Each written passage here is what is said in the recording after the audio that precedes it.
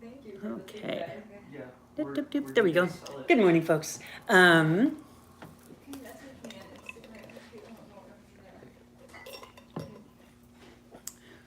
We are working with a recipe that seems a little silly given the weather here right now, because it's a cooling spray, a spray for cooling heat in the skin. And it's very, very good for summer, which is about to come. It's not here yet, but it is about to come. And it's also really beneficial for hot flashes, for hot flashes from menopause, from other endocrine disorders, as a side effect from certain medications. There's a lot of different reasons why the body kind of stops being able to regulate its own temperature and blood flow. And so, good morning. Being able to cool the body down is sometimes really helpful. There's also other heat kind of signs in the skin that we can, we'll just wait for that to go by, that we can see. So what would be another kind of heat sign in the skin? You folks. Hi, Ren. Happy Monday. Who are we talking about? Good morning, Renee. We are talking about, heat signs in the skin. We're making a cooling spray for the skin. So what would a heat sign look like? Flushing. Sweating. Yeah, sweating would be a response to it. Yeah, absolutely. Flushing. Yeah, absolutely. Yeah. What else would a heat sign look like? Yay! Hi! We have a baby. Not a baby, we have a little girl. We have a little one. She brought her bike. She was riding her bike in the Apothecary last week. Yeah, and we can move this forward if she wants to ride around. We can have a little space there. There we go. There's enough space for everybody. Oh, thank you, Lupin. Yeah, exactly. Yeah, abhita rash. Yes, absolutely. And yes, red hot abhita. Yeah, sweating. Yes, passionate herbs. Traffic is so awesome. That was the trash truck. So I mean, we're grateful for the guys who pick up the trash. So, but they are kind of loud. How dare they? So yeah, rashes, exactly. Rashes, right? Hives, bug bites, bee stings. We're talking about what heat looks like in the skin, right? So generally, it's going to be red, as Abhita said, generally raised up from the surface of the skin. There's going to be excitation of tissues, right? That's what we're talking about. We're talking about warmth or heat. There's excitation of tissues. Things are stimulated. That can also look like itching. Itching is excitation of the nerves. I got one right on my foot right now. You got one right in your foot? Oh, we will have something for that foot. Hopefully. We'll see. You'll be a good subject to use. So there's a number of different ways that we can cool heat in the skin, right? So we can use tannins, we can use water, we can use the thermal qualities of water or compresses or anything like that. Passionate herbs. Yes, today is trash day here too.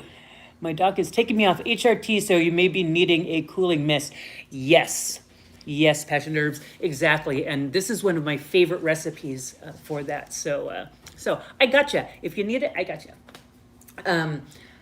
One of the most rapid ways of cooling heat in the skin, because most of the ways that we think of for cooling heat generally take time, unless you're using thermal effects like ice.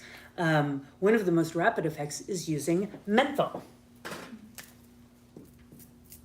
Because menthol has a specific and strong cooling effect on the skin. It cools heat on the skin. And that heat is itchiness or pruritus. It's redness, swelling, irritation, inflammation, any of those kind of presentations of excitation.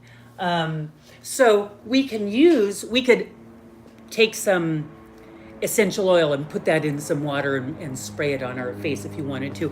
But even before that, I wanted to show you how strong just the mint tea can be. This is the most, this is actually the most simple way of use of menthol for cooling the skin down. And this we can apply to your foot. And when I say we, I mean you can apply to your foot. So I'm going to send this around, and I've got little cotton balls, and I want you to just dab one of the cotton, not a ball, it's a pad. Balls are spherical, and these are discoid. So take a pad and just dip it in the tea, and hi, friend, and apply it to your skin, and I want you to feel the effect of the menthol on the skin.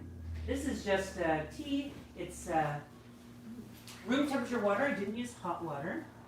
We used room temp water and peppermint. Oops, sorry. So I just gave them some tea. They have dipped a little pad in the peppermint tea and applying it topically. And so immediately, so you get a cooling effect from the water, right? And the evaporation of the water, that's definitely cooling. But beyond that there's that kind of tingly backdrop of that menthol. And that menthol cools the skin right away. Rose hydrosol is so nice. Hey, Michelle, good morning. So spearmint, whoops, wait, oh, sorry, y'all are talking and I'm just saying, there we go. Oh, Renee spearmint. I should have known that was you saying spearmint. Hi, Michelle, good morning. Click the thumbs up button, folks. Oh, thank you, Passionate Herbs. Rose hydrosol. Hi, Teresa. So yeah, and rose hydrosol is definitely cooling to the skin for two reasons. I'm so glad you brought that up. Rose hydrosol is cooling to the skin because, well, you get the three reasons. You get the cooling effect of the water on the skin and then the evaporation thereof. You have a slightly acidic quality. A hydrosol is distilled, and in the distillation process, the minerals are left behind, right? Minerals are large and heavy, and they don't go over the distillation process. And so since the minerals tend to be alkaline agents, when they're left behind, the pH of the water shifts down slightly acidic. And acidic compounds are cooling to heat in the skin. And then the third thing that the rose hydrosol has is tannins. But not very many of them, because tannins are big and heavy and they don't go over distillation very strongly. So, but yeah, they do. And tannins are a really good point also for cooling heat. Tannins astringe the tissues, right? They're going to go in and bind to those tissues and make them less reactive. And that's also a very rapid response. It's a surface response, but it's a rapid response. And so it's a really good point if you are looking to cool heat in the skin, that using something that has menthol and also tannins would be really good. And you could do a combination of, say, rose hydrosol and peppermint, but this tea right here has a really good amount of tannins in it, because the Lamiaceae family plants generally tend to have tannins. So when you apply this tea to your skin, you are actually getting also the quality of the tannin astringing the skin and also the menthol on the skin. And because it's a tea and not a distillation, we do have all of the large molecular weight tannins available in there, and they're being put directly onto the skin topically, right? So, so certainly, no, tannins don't extract in distillation, unfortunately, because they're really big. So when we talk about tannins, there's not just one tannin, right? There's a lot of different tannins. But the strongest ones for astringing the skin, for tightening and firming the skin, are also the largest molecules. And there's only a certain weight of molecule that can pass over in distillation. And if you exceed that weight, it does not matter how long you are distilling, you're not going to get those tannins. So if you made a tea of rose and you made a distillation of rose and you compared it just in the tannin content, you'd have a much higher concentration in the tea than in the distillation in the rose water, even though we would generally use. And that goes for, and we've talked about this in class a couple of times, witch hazel. Witch hazel is a distillation, right? The witch hazel that we buy on the shelf has a really low amount of tannins in it. The reason that we use witch hazel is for the tannin content. It's not that much in a distillation because chemistry always wins, and there's only so heavy a molecule distillation. Steam can carry, right? Steam can only carry tiny little things.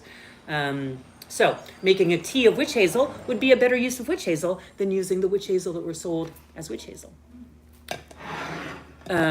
So using peppermint as a tea instead of peppermint as an essential oil, the difference in these largely is that the tea extracted the volatile oils, the essential oil, and the tea also has all of the other water-soluble constituents, including, importantly for our issues right now, the tannins. Yeah. So tannin chemistry can be really helpful if that's what you're needing it for. Tannin chemistry is on the surface of the skin, so certainly good for those bug bites and bee stings and hives and sunburns. Someone's talking about after sun exposure. Absolutely.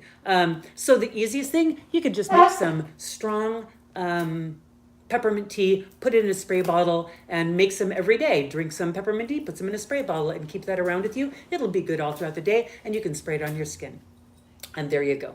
Easy, easy. At the very end of the day, rinse it out, set it aside. It'll dry clean overnight. In the morning, you just make another batch of it up. The downside is it doesn't have a long shelf life.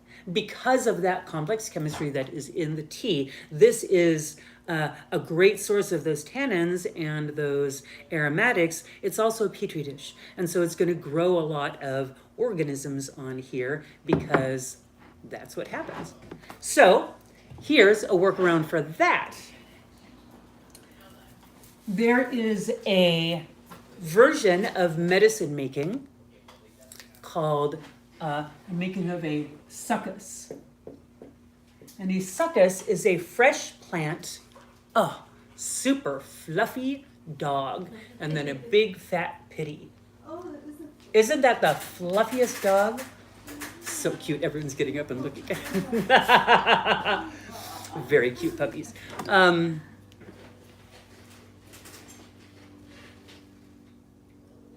But the rose hydrosol is tightening. It is nice. It does not have the highest concentration of tannins in it. It's acidic, which is really cooling and lovely to the skin, and it does have the lower molecular weight tannins. It has some tannins. Again, tannins is a big family of constituents, and there's huge ones and there's not quite so huge ones. There are some that come past, and you know that because you can feel the astringent quality on your face, right? You can feel the astringent quality of witch hazel. You can feel the astringent quality of rose. They're absolutely there. It's just the concentration, how much is there. You're going to get a lot more if you have a water extract than a distillation, is all I'm saying. But then you have the short lifespan.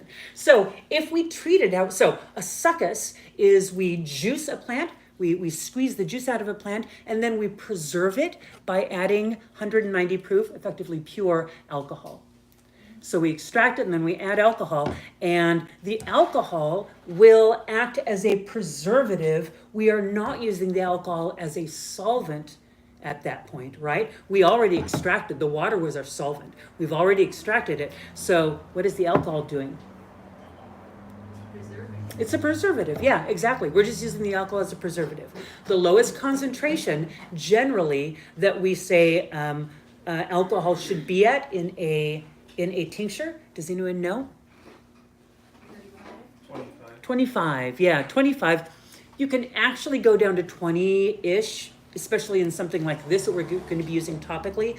25 allows for some wiggle room, right? So sometimes your math isn't perfect, and so you're going to want to, if you're making a tincture for internal use, because those can also be petri dishes, and those are much more problematic if you make a very, very, very low alcohol, high starch content, say like burdock root or dandelion root or astragalus, something that's really nourishing, has a lot of those starches, and then you're going to be taking that in at a very low alcohol percentage.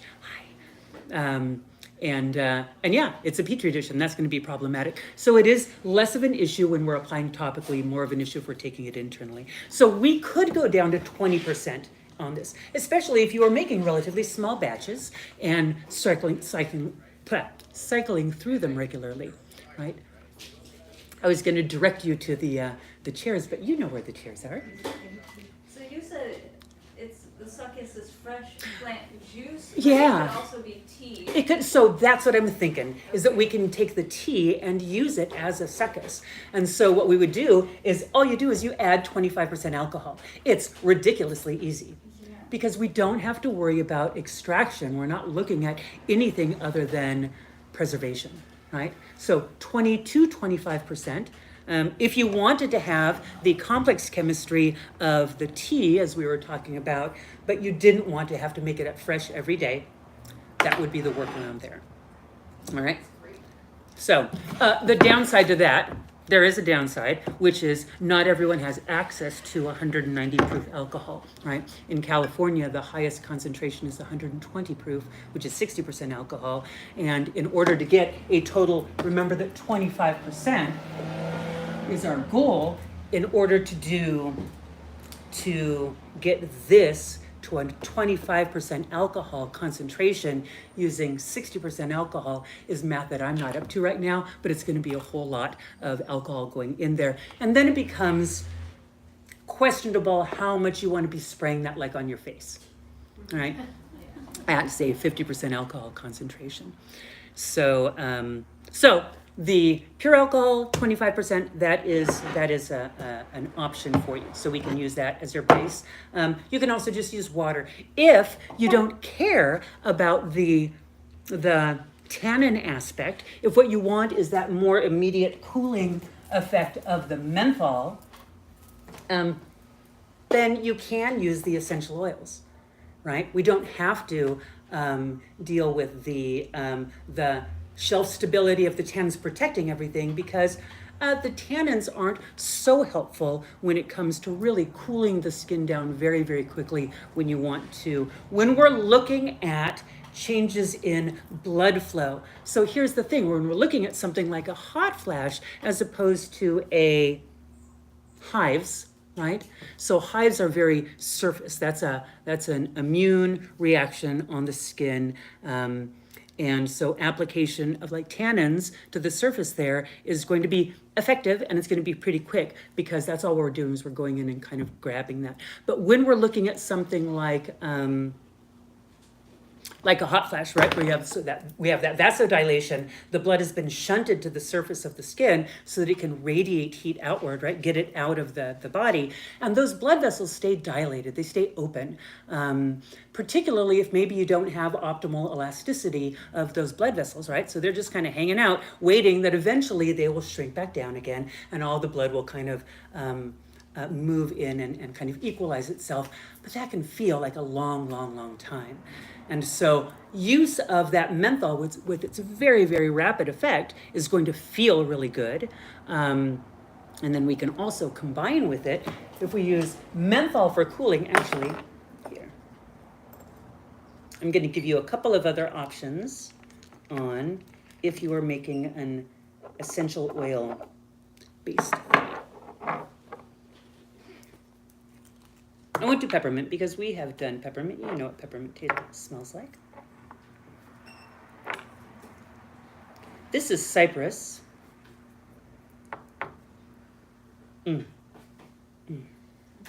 Ah, I love. Ah, it's delicious. So Cypress is a conifer The Cypress family is filled with really, really, really misnamed plants. There's a lot of plants called cypresses that may or may not be true cypresses.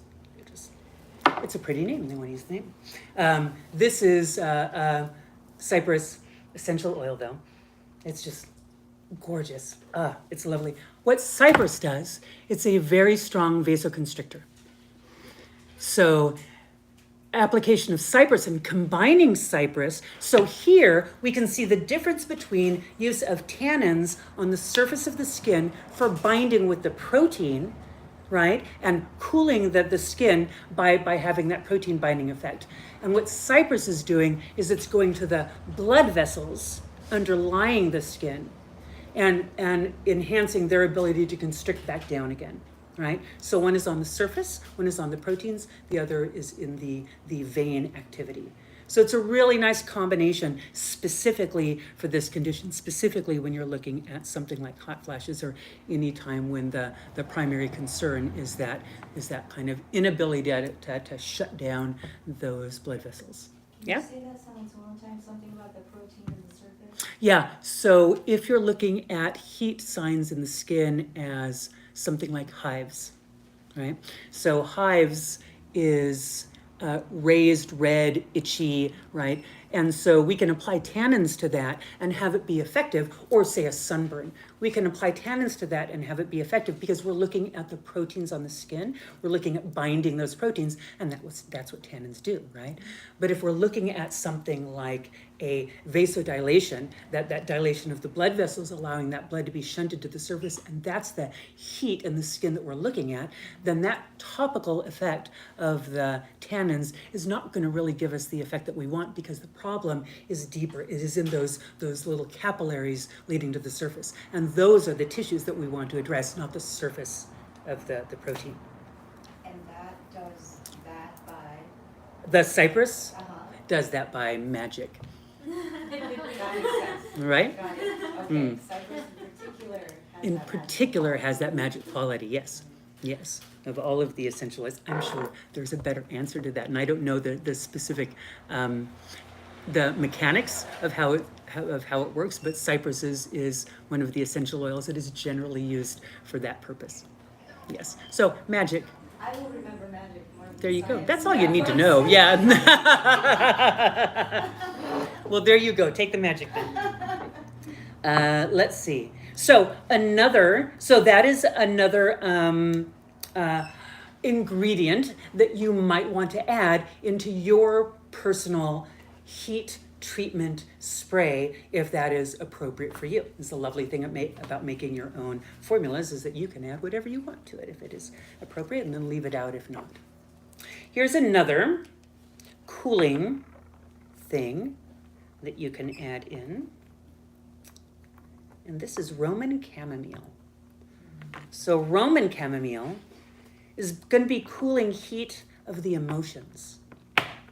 Right? We use German chamomile to cool heat in the skin. It's a very strong anti-inflammatory, really strong anti-inflammatory.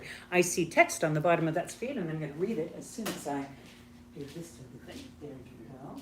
So Roman chamomile. You can also go out and say hi to the Roman chamomile growing by the gate and give it a little pet, and then smell your. Have you smelled it? It's the most delightful thing. It's a happy little. You'll see it. They're little chamomile flowers.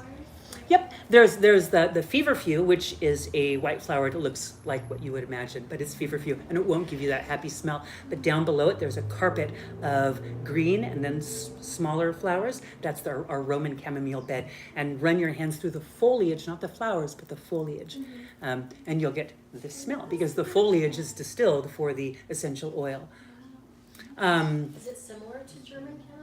It's quite different from German chamomile. So one of the effects of having the oil in the foliage instead of in the flower is that German chamomile is extracted from the flower, and the flower contains some really strong anti-inflammatory compounds that make the oil, when you distill German chamomile essential oil, hold on, I will demonstrate this for you with some German chamomile, if I have some here. I might be lying. I might not have any, and I don't want to stop that. Now, if you go into the apothecary afterwards and ask Ricard to show you some German chamomile. But the cool thing is that it distills blue, because there's an artifact of distillation called chamomile. It's not blue. There's nothing blue in the plants, but after it goes through distillation, it turns into this gorgeous blue, deep, beautiful blue color. So You said that's the there's German that does that? The German? the German chamomile does that, yes. The Roman doesn't, and you can see that because the oil isn't blue, right? Because it's extracted from the foliage, and the foliage doesn't have the chemistry that the flowers have, right? And it's also a much sweeter and happier blend. It is just used, it's just a sweet and happy smell. That's what it's used for, being sweet and happy. It's just a lovely, it's great when, again, your emotions are inflamed, right? That's part of the heat experience that you're dealing with, is I'm just irritated and annoyed and pissy about this heat that I'm experiencing, right? Can Throw you some. tea out of the leaves? No, we generally don't use Roman chamomile as a tea. It's bitter. It's not that great. You can use the flowers are sometimes used, but the foliage doesn't taste good, and no, So it's mostly used it's for disappointing. essential oil. It is mostly used for essential oil. That's right. Yeah. Do the plants look very similar, or are they easy to tell apart? The German chamomile is an annual, and the Roman chamomile is a perennial. Oh, The German chamomile grows to 18 to 24 inches tall, sometimes taller. Generally mine are like that because probably I don't give them enough water. The Roman chamomile grows to about 6 to 8 inches tall. And it's mat forming, right? So it spreads, it's mat forming, whereas the German chamomile just dies. Seeds. All right, and the fourth option for you is Clary Sage. Now, sages are also cooling, right? We use sage quite often for cooling heat in the body. But sages and so you could also add, there would be a very good reason for adding sage to your tea if you wanted to make mint and sage tea as your base. Great idea. Sage is antihydrotic as well, so if you are having a lot of night sweats with that, sage topically as well as internally can be really, really helpful for that. So you could do sage tea, and that would be great. Oh, I'm sorry, I said that I was going to go back and look at that text on the screen, and then I didn't. Hold on just one moment. Remind me where I am so I can go back. Hi, Ernesto. Hello. Hold on, I'm trying to, there we go. Whoop, whoop, whoop, whoop, up, back up. Back up. I'm not scrolling well. There we go. So, could Cypress be used for headaches when vasoconstriction is needed? Yes, Abhijita, yes, exactly. It's really, really great for that. You can put it into a combination with a little bit of peppermint and lavender, are quite often used in an essential oil dilution, and just applied to the temples, applied to the base of the skull. Yeah, absolutely you can. Just got some Roman chamomile seeds for making topical medicine. Yeah, you'll be so happy, Abhijita, with the Roman chamomile. I was going to ask if feverfew is one of the cooling herbs we could add to this list. So, feverfew's cooling action primarily is when it's taken internally, and mostly we're talking about right here using things topically. So you might be able to. It's not one that I use topically, so I really can't speak to that. Yeah, I don't. But if you have a lot of feverfew, because if you grow it, it just grows and spreads everywhere. You can certainly try it and get back to us, Ren. Cooling topically also, plantain, sage. Oh, see, Abhijita, we were on the same page there. Sage, maybe pine. Well, pine resins can be more stimulating to the skin, so there's a lot of different. Well, when we talk about pine, we also want to think about whether we're talking about the pine pitch or the bark or the needles. But most parts of pine are resinous, and resins are counter irritants. So, they tend to stick to the skin, and it's that sticking quality that causes stimulation of blood flow, which is actually what we're trying to minimize here. But it also has a lot of things internally that can help to modify heat. Cleavers, sure, yeah. So many cooling plants, right? Lots and lots and lots of cooling plants. So absolutely. Clary Sage. We're going to go back to Clary Sage. Yes. A question, I think it's about Clary Sage, I'm not sure. I feel like a long time ago you were talking about sage and you said something about taking it as a cold infusion because it does something different for the heat. Is that something like? Well, with aromatic plants, we often do a cold infusion. Sage would be one of them. Peppermint also, when we want to minimize loss of the aromatics through volatility, right? If we add hot water, then we're going to be increasing the volatility of those essential oils, and they're going to be leaving. And if we were making something like this, where we want the water to help hold as much of the volatile oil as possible, it's best to use cold water. Yeah. Hot water will enhance extraction of the tannins. If tannins were your primary focus, then maybe you would want to use some heat. But if you're just looking for those aromatics, then cold water extractions are going to preserve them. They're going to extract them, and then they're going to preserve them because the water isn't so hot that it's going to be losing those volatile compounds through evaporation.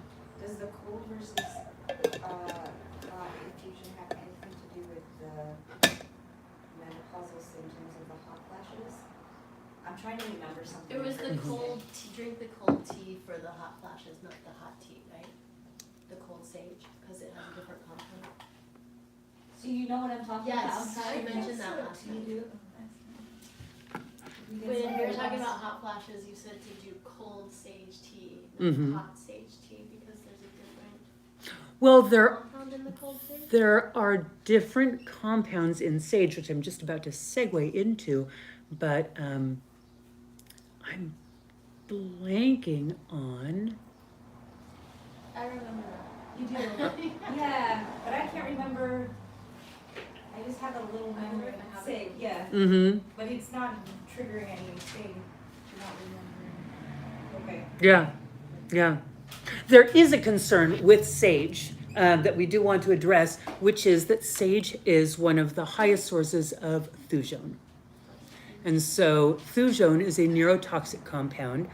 And if we ingest large amounts of that, it's going to be damaging to our nervous system. And so we want to minimize thujone extraction, but we're not necessarily minimizing thujone extraction through changes in temperature, so that wouldn't have been it. Right, because that one's with the alcohol. Right. That's exactly right. Yes. And so, yeah, you're right about that. Good job. So with sages, we generally don't want to use sage essential oil. The thujone is one of the aromatic compounds, and in garden sage, it is really, really, really high. So a distillation of garden sage as, an essential oil is going to have toxic amounts of thujone. And so people are applying that to the skin, even in proper dilutions. It's going to be really, really problematic. This is one of the reasons why it's very difficult to find sage essential oils around. People generally don't do it. There is a species of sage called Dalmatian sage, which has a lower amount of thujone in it, but there's still some, and so you'd want to use it respectfully, cautiously. And then there is Clary Sage, and Clary Sage has the lowest concentration of thujone of all of the salvias, of all of the true sages. And you can smell it, because the smell of Clary Sage is significantly different than the other sages, because it doesn't have thujone. The thing that's missing is thujone, and thujone has that very distinctive sagey smell to it. How do you spell that? Clary? No, food. Oh, thujone. Is that why like Russian sage doesn't smell like sage at all? Well, Russian sage is not a true sage. If it's the one I'm thinking of, it's with the purple. Yeah. It's not Yeah, sage at all. is that a cat? Russian sage? Is that a?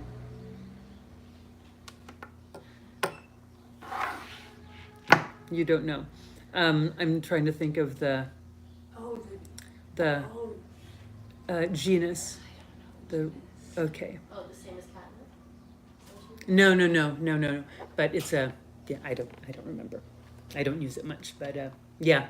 Never mind. I was hoping Kat would remember because Sorry. that's okay. You're not. Let's see. So Clary Sage is not so much cooling as balancing. So Clary Sage is particularly beneficial when we are dealing with a endocrine disruption hot flash kind of situation, like menopause, like menopausal hot flashes. Because Clary Sage is really calming and normalizing, regulating to that system. So this again is a different level of what we're looking at in the qualities of heat signs and then the contributing factors for the heat signs. So if that is a factor in it, then cleavers up. Sorry, Abhijit, I saw your cleavers and my brain went to that. Your Clary Sage. If that speaks to you as to why you'd want to put it in your formula, then you put it in your formula. So those are 4 essential oils and a base, or not a base. You could just use water as your base. You can use the tea as your base if you want to use that as your menthol component. If you just want to use water and use peppermint as your menthol component, you can do that too. So dilution of these. If you're making a spray, which is what we're looking at here, if you're making a spray, we're going to be applying that to the skin. You might be applying it to your body or to your face, and we would use different dilutions according to where you're going to be applying it. If you're going to be applying it to your face, you'd want to use a much lower dilution than if you're applying it to your body. To the face, generally we like to keep it at about a 3% dilution. So a 3% dilution, the easiest way to kind of conceptualize this is there would be 3 drops per 100 drops, right? For every 100 drops of your carrier, you have 3 drops of essential oil, and that would dilute the essential oil to a 3% dilution. Does that make sense?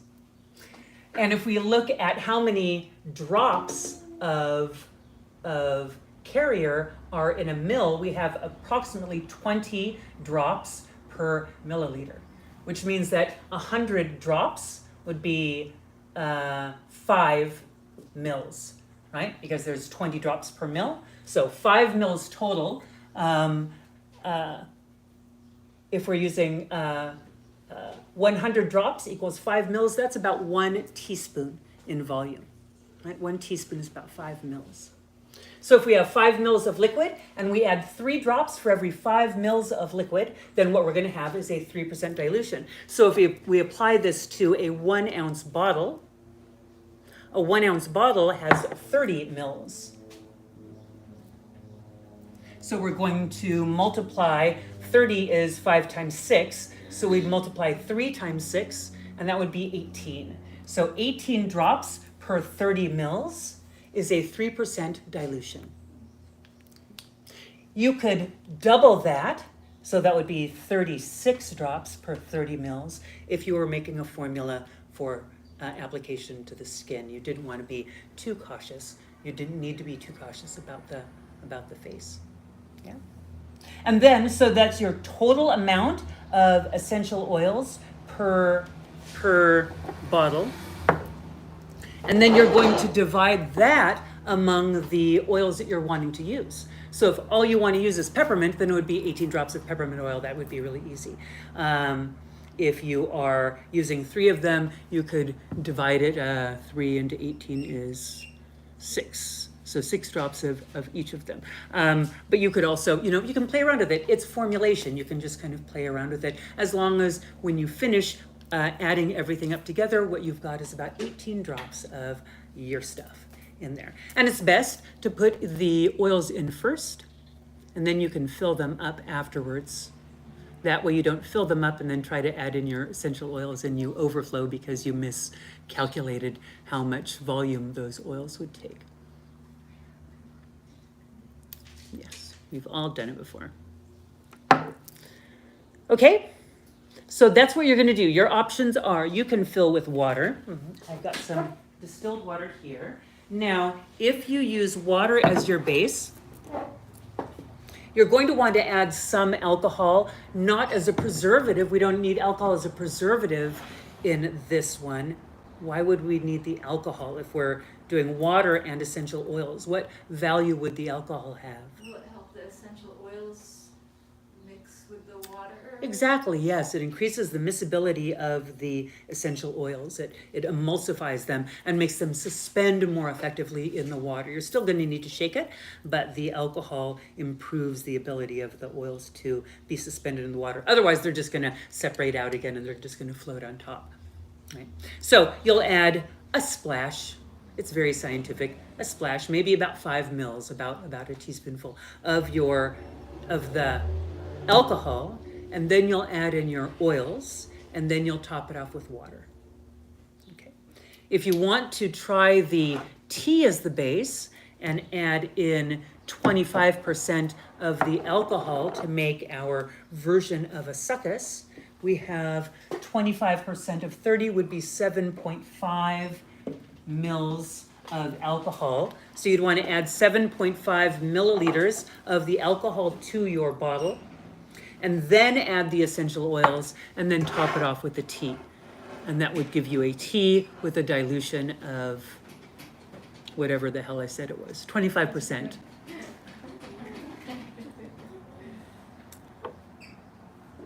Yeah? Did I cover all the options there? I think I did.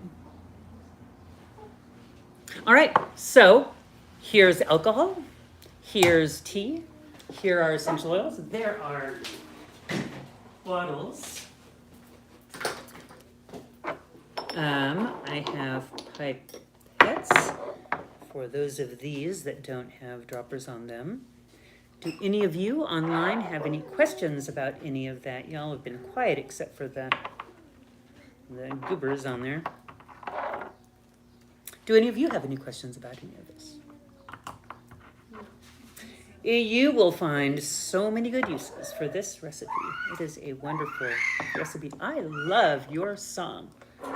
That is a great sound. It is so good. Succus, I know I came late. You did, yeah. So no, you don't get a definition of succus because you came late. A succus is a fresh plant that is juiced and then stabilized with alcohol as a preservative after juicing. So rather than the alcohol being an extract, it's just, you're just getting that juice and then preserving it by throwing alcohol in it. Yeah. So you could take like any juice from like the juice places and just turn it into. Well, so a lot of the juices from juice places are really watery because they're fruits and vegetables, which are very, very watery. So, but if you did a juice of, like an herbal juice is going to be much more kind of intense, much more dense in stuff than a vegetable or fruit, just because of the water concentration that is present. Oh, okay. So like the plant, like a plant juice versus a fruit juice. Is Exactly. what you're saying. Yeah, exactly. Yeah. So if you wanted to do like oregano, because we have just so much oregano. What am I looking for? I'm looking for pipettes. I don't have pipettes.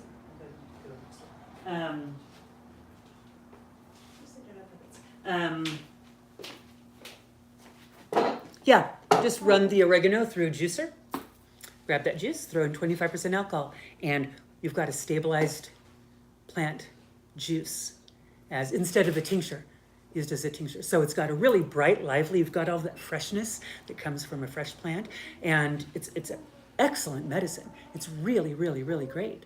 And immediately available also, right? You're not having to worry about waiting for, however long you wait for your tinctures. What is the shelf life on a succus? Depends on the plant. So anytime you have, if you had a lot of starches and a lot of kind of water, a lot of water and starches in there. Basically, it's that whole petri dish concept again. You want to look at, am I making a liquid that's going to have a lot of food for things to grow on? And that's generally going to be carbs, starches, minerals, things that feed us are going to feed other organisms. The more other stuff like that, the more you might want to bump up your alcohol concentration. So if you were like fudging the alcohol and maybe went down to 20%, because Julie said you could probably go down to 20%, but then you used a really juicy burdock root, right? Might not be that stable, which just would mean you'd have to use it up more quickly, right? Not that it's going to be immediately horrible. It's just maybe I'm going to want to take shots of that and go through it in a couple of months instead of having it be stable for a year. Okay. All right.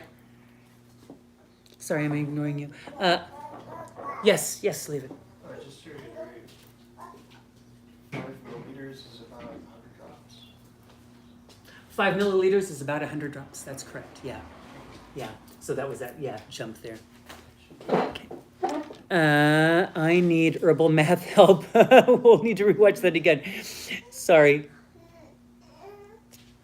Can witch hazel be used instead of alcohol with water and essential oils? What other circumstances would you find this spray helpful? So witch hazel could be used. Witch hazel is stabilized with 14% alcohol. So anytime you have a witch hazel product, it's always got some alcohol there. And so because of that alcohol in there, it can help to break up and sort of emulsify and hold those oils. So you could use it. The same concerns would apply if you had something that was really nutrient rich. Right? How effective would it be as a preservative and a solvent? You don't need to be a preservative actually. If you're just using it with water and essential oils, yeah, it'd probably be fine. It would be if other stuff started to come in that it might not be that stable. Really, Avahita, it's mostly the things that we had talked about in where you would find the spray helpful. The spray is cooling. Y'all can get up and just go play on there. I'm trying to keep these people happy while you folks work, since they don't get to come and play with us, and I'm sorry about that.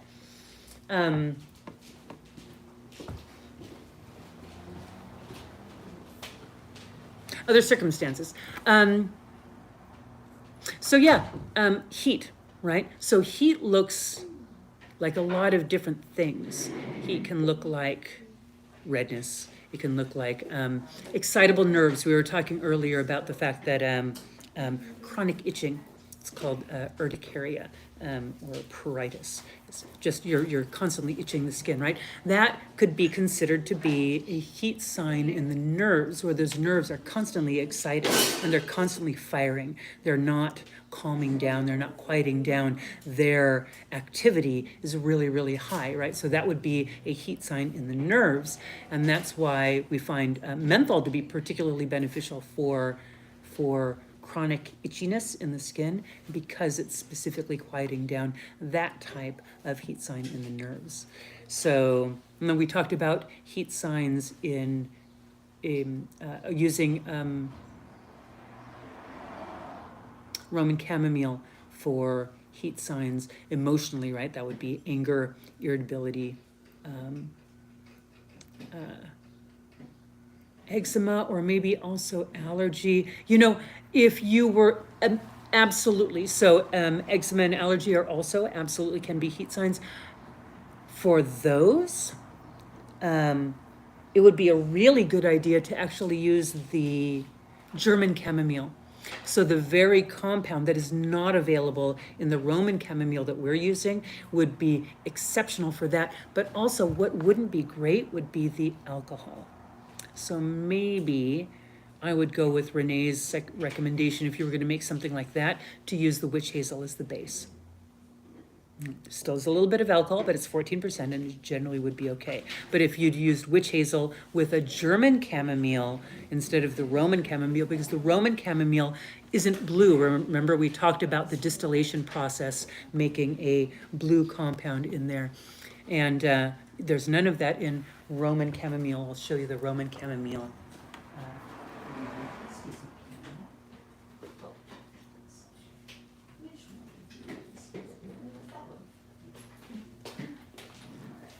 See, not even a tiny bit of blue, absolutely zero blue there. This is the Roman chamomile smell strip. So yeah, Roman chamomile does not have any of the skin anti-inflammatory effects that German chamomile has, because German chamomile has the chamazoline compounds, the alpha-bisabolol, the anti-inflammatory compounds, which are found in the flowers of the plant. And Roman chamomile, we don't use the flowers, we use the foliage, because the flowers of Roman chamomile are not very aromatic, but the foliage is tremendously aromatic. That's why. Make sense? But yes, so if you were to make an eczema one, you could also use, let's see,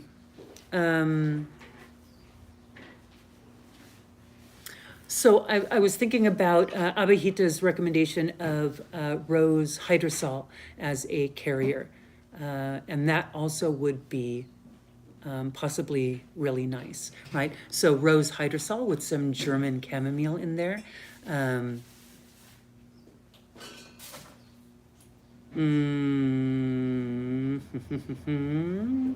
What else? Maybe, I don't know. I don't know enough about essential oils specifically to give a complex, but you're on the internet. You could go find a good recipe for that. But yeah, so that would be another good base. Abhijita would be the rose hydrosol and the German chamomile, but not the Roman chamomile. Yeah. Okay. Any other questions on that? Abhijita, did you understand the math a little bit better when we went through it again? You're not even, I'm sorry, you couldn't even see. There's the math that we were talking about there. So 3 drops of oil in 3 drops of essential oil in 100 drops of carrier would be 3%, right? 3 out of 100. And if there's 20 drops in a milliliter, then 5 milliliters would be 5 times 20 is 100, right? So 5 times 20 is 100, so 5 milliliters equals 100 drops. So if you do 3 drops in 5 milliliters of oil, then you're going to have of carrier, whatever your carrier is, then you're going to have a 3% dilution. Someone mentioned aloe. Is that a nice addition? And would we need alcohol? Great question. Teresa, it's recorded because it's on YouTube. So yeah, you can come back to YouTube and watch this again anytime. So aloe, you could use aloe as a carrier.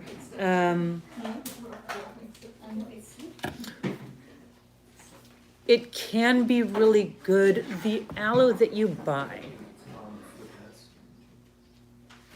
is a, it's a water extract. Making a tea instead of essential oil of the Roman chamomile you're considering. Yeah, I'll bet you could do that. Because the gel is the aloe vera gel is mostly water, depending on what ingredient. Okay, aloe gel that you buy in the store has a whole bunch of other ingredients in it. It's very rarely pure, because when you extract the juice from aloe, the enzymatic activity of the freshly harvested aloe juice degrades the gel structure of the aloe, and so it's always going to end up being a juice. So aloe extract is always going to be a juice once it's extracted from aloe. To make it into a gel, they have to thicken it. They have to add stuff to it to thicken it. So they'll add carbomer 940 is really commonly used, or they'll add various other things. Sounds worse than it is. Carbomer 940 is relatively inert. It's just a thickening agent. So depends on what ingredients are in your gel. If you're just using the juice, it would be hard to disperse the oils in the juice. But if it's a gel, because the gel has the thickener in it, because it has the gelling agents in it, that would also disperse and hold the oils more effectively. So even though it would be less pure than a pure aloe, it would be possibly a more effective carrier for the essential oils because of the gels that are added to it to stabilize it. Did all of that make sense? You'd use the plant after all of that. Well, Ren, thank you so much. Well, then just never mind. Forget you, Ren. Forget I even said that, all of that. Yeah, absolutely. And the plant is so much better, right? If you're going to use aloe, use the plant, because the quality of the plant compared to any product on the market, there is no comparison. There's no product on the market that is anywhere near as good as the plant. So totally. And then you can just like extract it and mix in with it. I think it's on here. I think it's on YouTube. I don't think it's on the Facebook page, but I have a how to extract aloe gel from your leaves video on here somewhere if you want to look that up.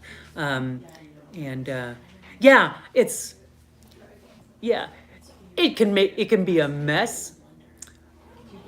Well, if you blend it, the problem is that it turns into a froth, right? It's like egg whites. It's like blending egg whites. You just end up with this thing. You're like, that's not what I wanted to do at all.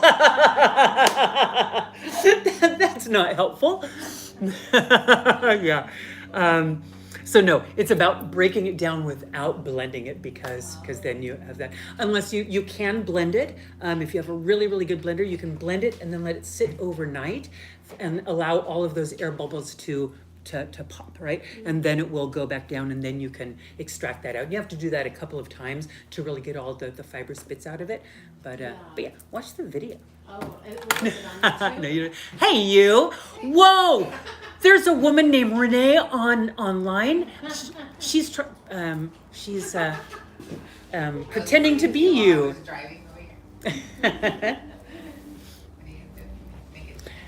Huh? We're making cooling sprays, yes. The gel does have exactly, Ren. Yeah. So the gel does have advantages. Is it on Facebook, Abahita? Okay, I thought I had done it on here, but I don't remember which is on which platform. So I tried to start moving everything on here to make them more accessible, so people wouldn't have to go on Facebook for the videos. But yeah, some of them are still over there. So yeah, go over there. I'll make it again here. All right. So that, folks, is the class for today. So go play with this concept, and I will see you next week. All right, love you all. Mwah. Good to see you. Thanks for showing up. See you later. Bye-bye.